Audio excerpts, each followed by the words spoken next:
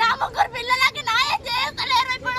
ఇప్పుడు ఇంతమంది మీడియాలో వచ్చారు, ఇంతమంది అందరూ పాటలు పాడుకుంటా ఎన్నో తప్పులు కొట్టుకుంటా నా భర్తను తీసుకుపోతారు. ఇప్పుడు తీసుకుపోయి కాల్ చేస్తారు, వెళ్ళిపోతారు. అందరు ఎవరింటికి వాళ్ళు పోతారు, ఎవరు మాట్లాడరు. మళ్ళా రేపటి రోజు ఎవరు కనిపించారు నా భర్త దగ్గరికి వచ్చి మాట్లాడేటోళ్ళు ఎవరు రారు, ఎవరు లీడర్లు రారు, ఎవరు రారు. నా భర్తకి నాకు న్యాయం జరిపారు. ఇప్పుడు లేకపోతే నా భర్తతోని నన్ను కూడా తీసుకుపోండి. ఇక్కడ నా భర్తతోని నన్ను తీసుకుపోవాలనుకోండి ఏదైనా చెయ్యుండ్రి, లేదా నా పిల్లలకి నాకు న్యాయం చెయ్యుర్రి. నాకు అది కావాలి. ఇప్పుడు చెప్పురా, న్యాయం చేస్తారా? చేస్తారా మీరు? బీజేపీ వాళ్ళు, కాంగ్రెస్ వాళ్ళు ఎవరు బీజేపీ వాళ్ళు, కాంగ్రెస్ వచ్చినట్టు కాదు, మీరు ఎవరి దాకా వచ్చినట్టు కాదు. ఇప్పుడు చెప్పుర్రి, ప్రభుత్వాలకు అతీతంగా మీరు న్యాయం చేయాలి అన్న. మీరు జేసీ నాయకులు, మీరు జేసీ నాయకులు వచ్చి బీసీ నాయకులు వచ్చారు. ఆ ముగ్గురు చిన్న పిల్లలకు ఒక్కొక్కరి పేరు మీద శంకర్ సార్ 50 వాళ్ళు ఫిక్స్డ్ డిపాజిట్ చేస్తా అన్నారు. ఒక్కొక్కరి పేరు మీద 25,000 రూపాయలు ఫిక్స్ చేస్తున్నా. రుద్ర శంకర్ ప్రోగ్రాం స్మారక సమితి తెలంగాణ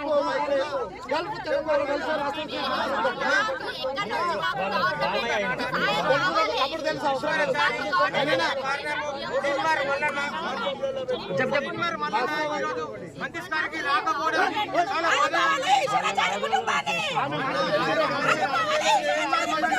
ఆదుకోవాలి, ఆదుకోవాలి, ఆదుకోవాలి, ఆదుకోవాలి, ఆదుకోవాలి, ఆదుకోవాలి.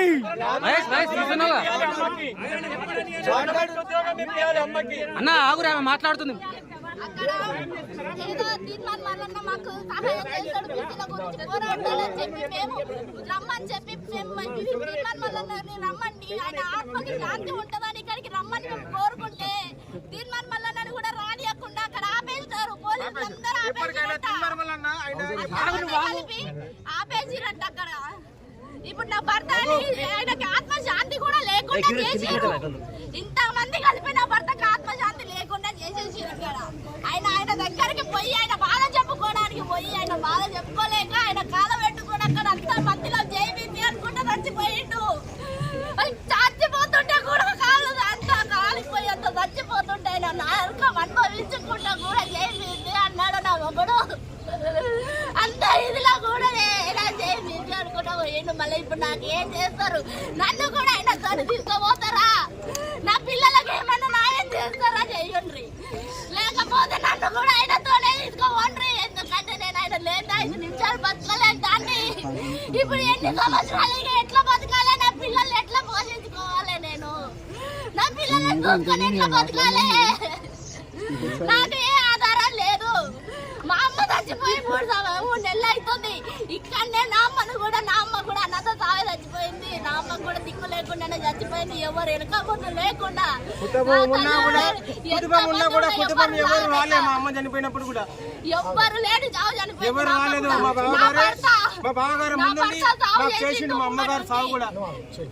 నా భర్త ముందు ఉండి నా అమ్మ సాగు చేసిండు. ఆ రోజు నా భర్త అందరి దగ్గర సాయం అడిగి నా భర్త నా అమ్మ సాగు చేసిండు. ఇప్పుడు నా అమ్మ దగ్గరికి ఆయన పోతున్నాడు. చాలా పెద్ద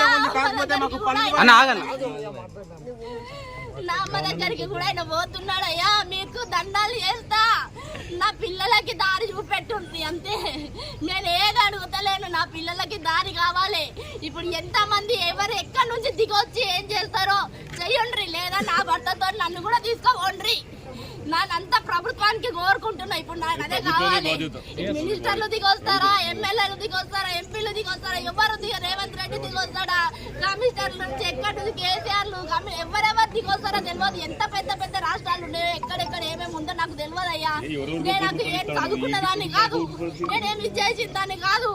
నా భర్త నాకు అన్ని ఇట్లా చూపిస్తుండే ఫోన్లలో అవి చూసుకునేదాన్ని అంతే. నేను అవి చూసుకుంటే నేను ఇది చేసిన వాళ్ళు ఎవ్వరు మనకి తర్వాత ఏ సహాయాలు చేయరు. ఇంతమందిలో చూపించిండు ఇట్లా ఇగో చూడు పాపం వాళ్ళ కుటుంబాలు ఎట్లా అయిపోతున్నాయి అన్న భర్త నాకు అన్ని చూపిస్తుండే ఫోన్లలో, అన్ని వీడియోలు చూపిస్తుండే, నాతో ప్రేమగా ఉంటుండే. కానీ ఇప్పుడు నాకు లేకుండా పోతే నేను ఎంత చచ్చిపోవాలి? నేను రోజు రోజు గడియ గడియకి నా ప్రాణం ఎక్కడ పోవాలి? ఆయనతో నేను ఎక్కడ పోవాలి? ఆయన లేని బతుకు నేను ఎట్లా బతకాలి ఇప్పుడు?